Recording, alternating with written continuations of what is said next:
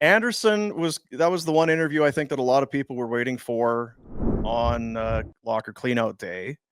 Found out that he broke his fibula. That's one of the. Is that your shin? It's your shinny thing, right? Broken fibula. It's a lower extremity. That's right. It's a lower body. Final 12 games of the season or so, somewhere in that ballpark. Shouldn't have done that. He played through it.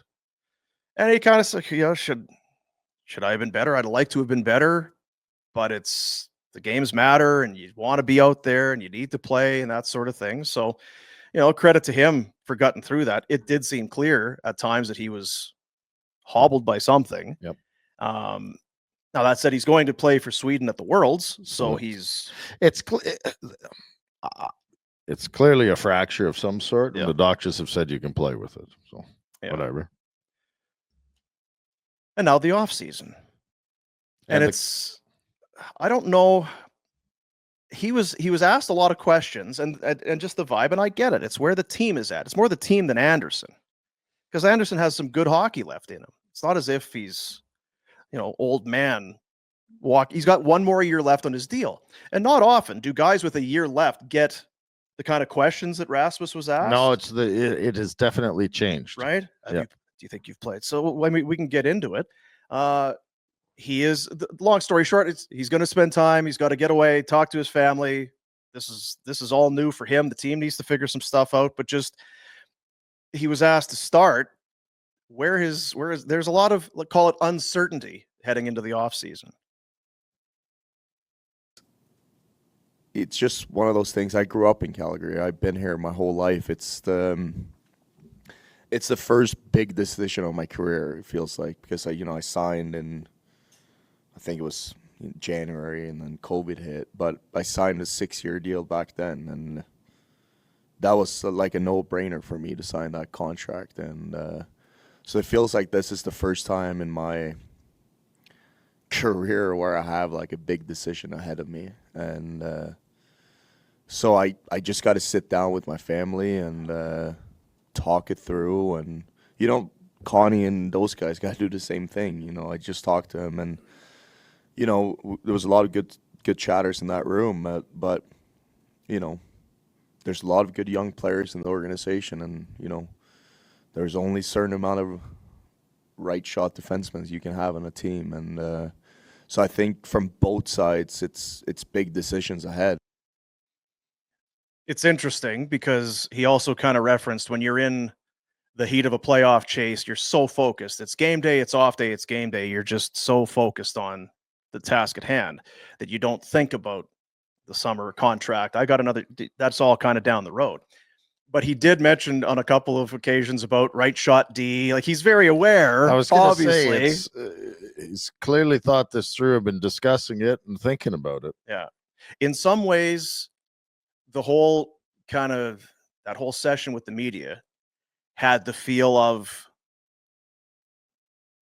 there was wants to come back, would come back, would like to come back, but there's really kind of felt like doesn't look like it's going to happen. It's more than a coin flip that maybe something gets done. If not, to me, it was a very much a just letting you know. Right. I'd love to come back, but it doesn't look like it's going to happen. And I know you'd love to have me back because on both sides there's a very compelling argument to be made. And respect for both sides, and it's not I hate the city and I want out of here. It's the money you want is probably elsewhere, and the whole thing. He was asked, well, you're not really thinking about it, but you do know. Were there any thoughts that maybe you have played your last game as a Flame? I think in the third period last game, especially when we knew we were out, you kind of looked around and, this is all I know, right, in the NHL, and I love playing at the Dome. People say it's old and whatever, but I love it, and, thanks to Weeksy, we get a new rink, but, I loved every second of it, and it's, as I said, I grew up here, I played my whole life here, and I love putting on that red jersey every time I come in here, and that's never going to change, and that's where I feel like it's, I want to be as honest as possible with you guys because I don't like the bullshit and like the other stuff, and I don't know what's gonna happen. Honestly, I just don't. I hope the fans knows that I loved every second of it, and I've never taken it for granted, and I hope I'm here for many years to come. But this is where it's a big decision for me for the Flames, and it's the first time in my career I'm in this spot. Sounds like a guy that knows he's going to ask for a lot of money and doesn't think he's going to get Yeah, it. and rightfully so. It's not a. I'm a right shot D. I'm heading into my UFA years that you've been waiting years to get to. I've been cheap as chips. And yeah, I've done a lot. And that's the one thing. And we'll play the next clip in a moment. But I've been a Rasmus guy. You want guys that want to be here. I never doubted. No, he never has ever for a minute looked like a guy that he's had one kind of foot out the door, kind of eyeing maybe what's next. And you can't say that about a lot of guys. Certainly in the last couple of years, there have been some guys here, maybe more so in their last year as UFAs. They were like, "You trading me or what? Because I'm not staying." Yeah, when is this happening? Because we're wasting my time here. Never that with Rasmus. Physical, you heard it there, and I always give Pinder a ride. So, well, what else is he going to say in the media?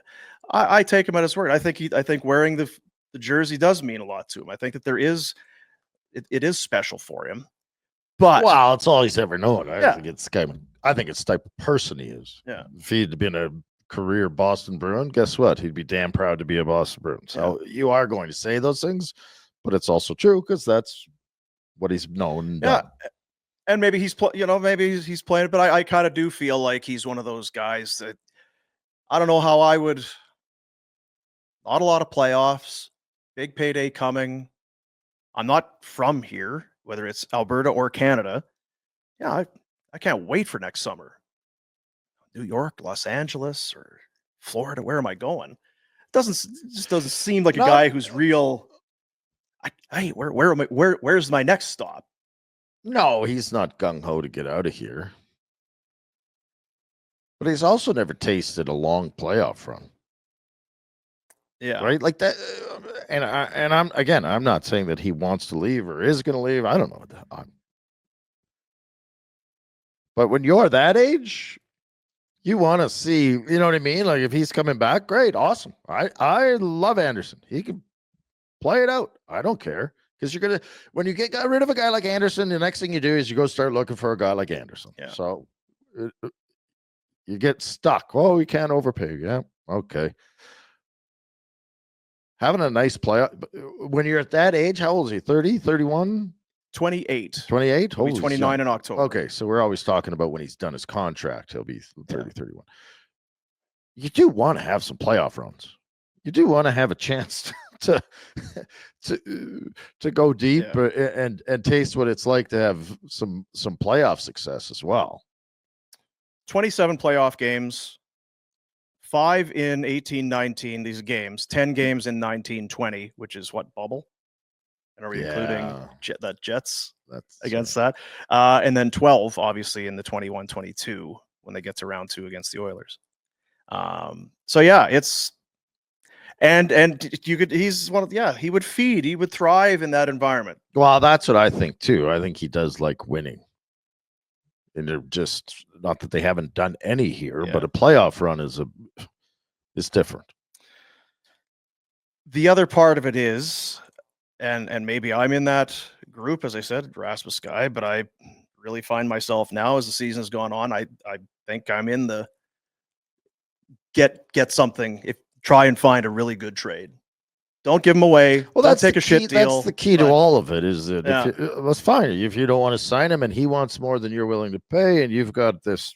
Okay, I trust Conroy's approach to how he's trying to put together a team and what he's trying to do in spending. But you have to evaluate what you're getting in return is huge. If you're going to be willing to walk away, what the hell are we bringing back? As if it's a second round pick. No. Yeah. No. And I don't have him in that same category as Tanev, where I'm worried about him night after night. Nope. where he could be having a 6 to 8 week type of an injury that could derail a final season.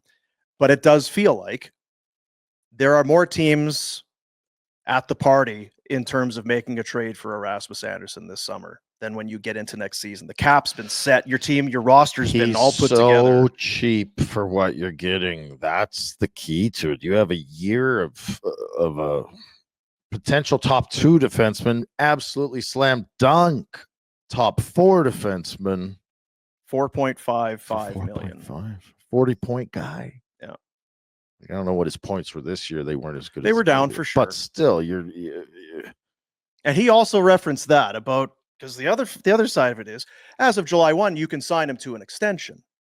And he was talking about the Flames and the right shot, and the young guys are coming in. He says, plus on the other side, and he referenced it, I've been eating a lot of minuses.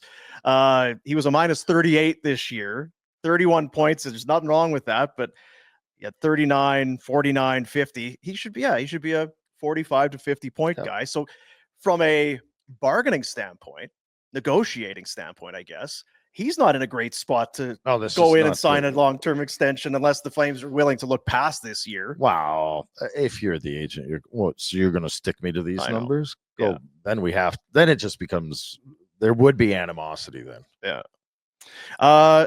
He's become one of the guys, and we kind of joked about it. Well, why aren't we talking about Weegar? Why aren't we talking about Andersson? Has been the guy.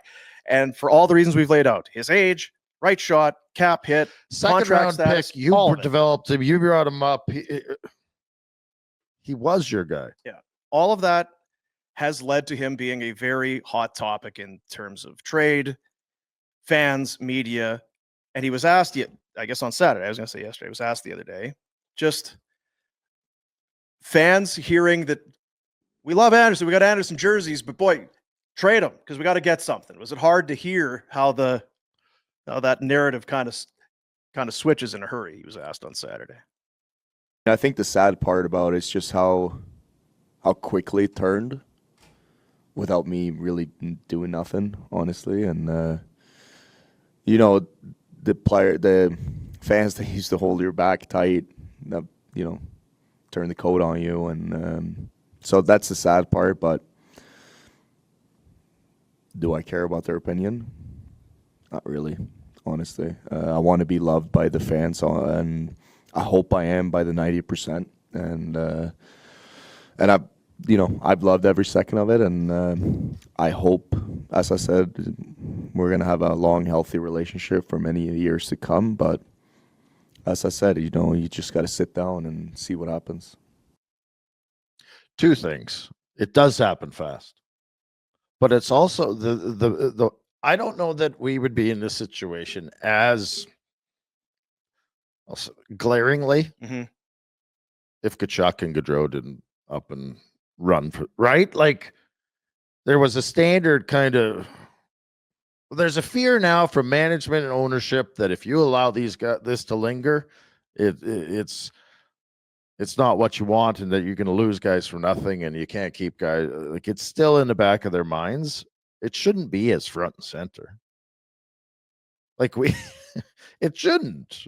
They shouldn't be wanting to run him. No, I don't think anyone's wanting to run him out of here, but it's more a focal point because of what happened over the last few years and losing guys. Yeah, I guess I hadn't really thought of it that way. For sure it is. Other organizations, Vegas is not worried about keeping Rasmus Andersson through this 4.5, this contract. You think, okay, well, we'll deal with it. Yeah, we will talk July 1st, but we're not going to, holy F, we better trade him. Yeah. I think, and that's probably part of it, but I think it's also, there's that pie in the sky, this perceived pot of gold at the end of the rainbow. Man, you could get something great.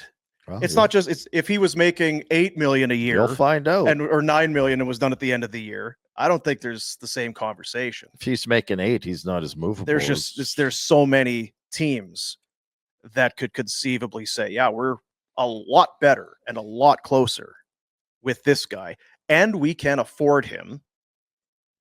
And sure, give picks, prospects. We've got enough of them, or we need to win, or whatever it is. That'll be, and that's kind of as the playoffs get started. And you wonder what happens. Pressure hits when expectations aren't met. Is there going to be a higher seed that gets shown the door? It's shit.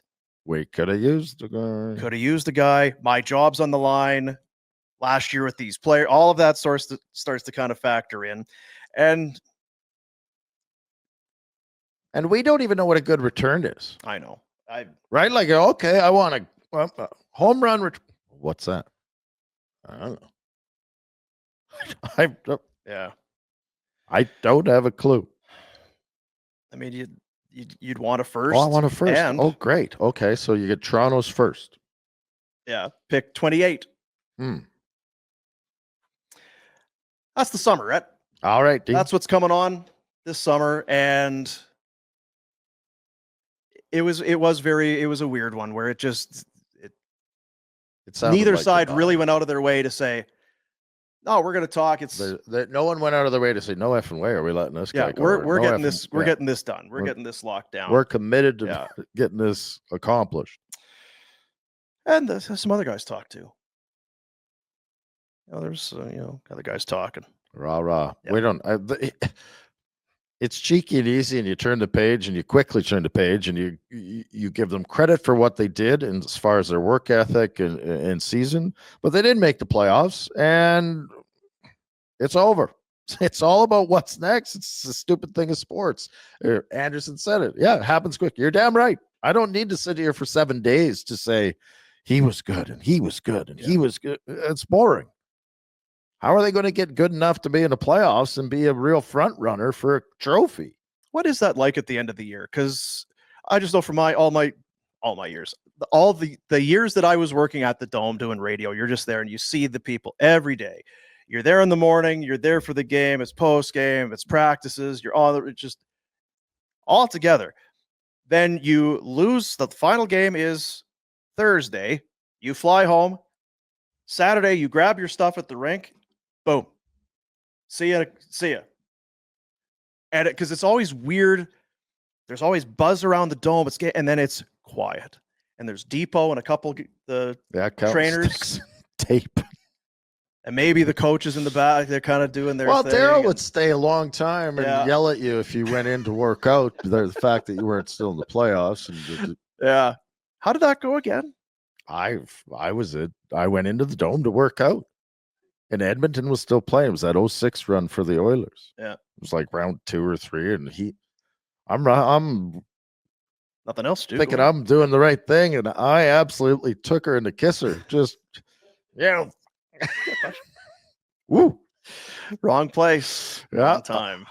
Yeah. All right. Gold's Gym it is. Yeah, I guess so. Hey, guys, thanks for watching. Be sure to check out more of our content right here on the Flames Nation YouTube page. We had a bunch of great long-form interviews. You can check out some videos we've done as well outside of the studio. And, of course, if you want more writing or merchandise stuff, flamesnation.ca or nationgear.ca. Appreciate you watching.